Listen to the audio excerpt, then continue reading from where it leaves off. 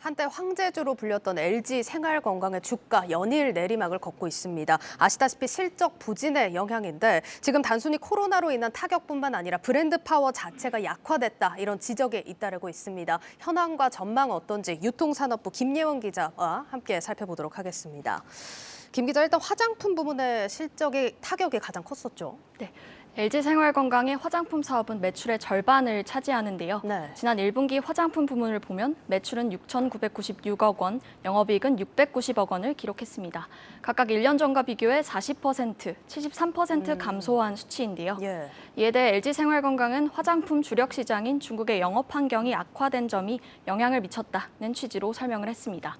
베이징 올림픽 개최로 인한 통관 지연과 이동 제한, 여기에 이제 제로 코로나 정책에 따른 대규모 봉쇄로 사실상 중국에서 장사를 못했다는 거죠. 하지만 증권가에서는 이뿐 아니라 이제 다른 요인도 있다는 분석도 내놓고 있습니다. 다른 요인이 있다는 건 뭐 어떤 요인입니까? 네, LG생활건강의 화장품 매출의 66%는 이제 후라는 브랜드에서 나옵니다. 예. 실적을 좌우하는 간판 브랜드인 거죠. 그런데 이 후 브랜드의 1분기 매출을 다른 럭셔리 브랜드와 비교해보면 상대적으로 큰 폭의 하락세를 보인 것을 확인할 수 있습니다. 중국 시장의 봉쇄 영향 등 대외적인 요인 때문이었으면 다른 브랜드들도 비슷한 타격을 입어야 하는데 그렇지 않았기 때문에 다른 요인이 있는 게 아니냐 이런 분석이 나오는 거고요. 네. 특히 후 브랜드 매출은 최근에 3개분기 연속 역성장했습니다. 지난 2017년 사드 사태 때도 2분기를 제외하곤 모두 두 자리 성장률을 보인 것과 비교할 때 후의 하락세가 조금 뚜렷하게 나타나고 있는 건데요. 그렇네요. 코로나 회복 국면에서 사드 때보다 더 나쁘다는 거니까요. 네, 이런 점들 때문에 중국에서 후의 브랜드 파워가 훼손된 게 아니냐는 지적이 나오는 겁니다. 실제로 지난해 하반기부터 중국 전자상거래 채널에서 후 브랜드의 판매 단가도 하향 추세를 나타내고 있습니다. 정말 같은 상황에서 후 브랜드만 타격이 컸다는 건 문제가 있어 보이는 상황인 것 같은데 왜 그런 겁니까, 그럼? 네, 고마진의 면세 채널과 백화점 등 오프라인 중심의 영업에 안주하면서 중국 시장 변화에 제대로 대응하지 못했다는 분석입니다. 네, 이동 제한과 봉쇄로 오프라인과 면세 채널 소비가 사실상 불가능했는데요. 이 상황에서 온라인 채널 대응을 제대로 못하면서 직격탄을 맞은 겁니다. 더불어 방역 지침으로 중국 소비가 상당히 위축됐는데 이제 초고가 라인 위주인 후에만 의존한 단일 브랜드 전략으로 일관하면서 실적이 부진했습니다. 같은 기간 경쟁사인 아모레퍼시픽은 온라인 마케팅을 강화했고 채널별로 다양한 가격대의 제품 라인업을 선보이며 실적을 방어했습니다. 때문에 LG생건이 그동안의 성공에 안주한 나머지 변화의 흐름을 따라가지 못했다는 지적입니다.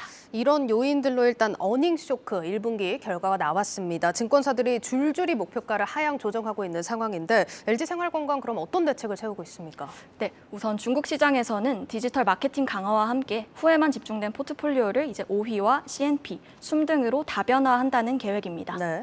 나아가 중국 리스크를 좀 최소화하기 위해서 글로벌 최대 뷰티 시장인 북미 시장 진출을 내세우고 있는데요. 지난 2019년 LG생건은 유통인프라 강점인 미국 화장품 기업 UA본을 인수하면서 북미 시장에 진입했습니다. 아무래도 주력 브랜드인 후는 궁중 컨셉과 패키지, 향 등 중국인을 타깃으로 한 만큼 미국 시장에서 밀고 나가기 좀 어렵기 때문에 대중적인 브랜드인 피지오겔, 보잉카, 더크렘샵 등을 인수해 북미 시장을 좀 넓혀간다는 계획입니다. 알겠습니다. 일단 전략에 대해서 좀 들어봤고 그런데 지금 리포트 나오는 것들을 보면 단기적으로 좀 돌파구 찾기는 힘들다 이런 분석들이 나오고 있거든요. 시장 전망 좀 어떻게 봅니까, 전문가들은? 증권가에서 이제 LG생활건강의 연간 영업이익 추정치를 일제히 낮추고 있습니다. 네. 2018년 이후 4년 만에 이제 1조 원을 넘기지 못할 것이라는 이제 암울한 예상도 나오는데요. 이제 주력 제품인 후 브랜드 파워에 대한 의문이 제기되고 있는 데다 중국 시장 정상화까지는 시간이 조금 걸릴 것으로 보이기 때문입니다. 네, 알겠습니다. 자, 일단 뭐 앞서서는 LG생활건강이 중국 의존도를 낮추고 글로벌 시장 진출을 좀 모색하겠다 이렇게 전략을 밝혔는데 여기에 이 전략에 대한 시장 평가는 어떤가요? 네, 성과를 내려면 시간이 조금 필요하다는 분석입니다. 북미 시장 진출이 아직 초기 단계인데다 지난해 기준으로 매출 비중이 8% 정도에 불과합니다. 네. 인수한 브랜드들 역시 아직은 규모가 작아서 단기적으로 성과를 내기에는 시간이 조금 걸린다는 관측입니다. 알겠습니다. 지금 2분기 전망 현재로서는 부정적으로 나오고 있다는 점 참고해 보시면 좋을 것 같습니다. 기업앤 이슈 김예원 기자였습니다.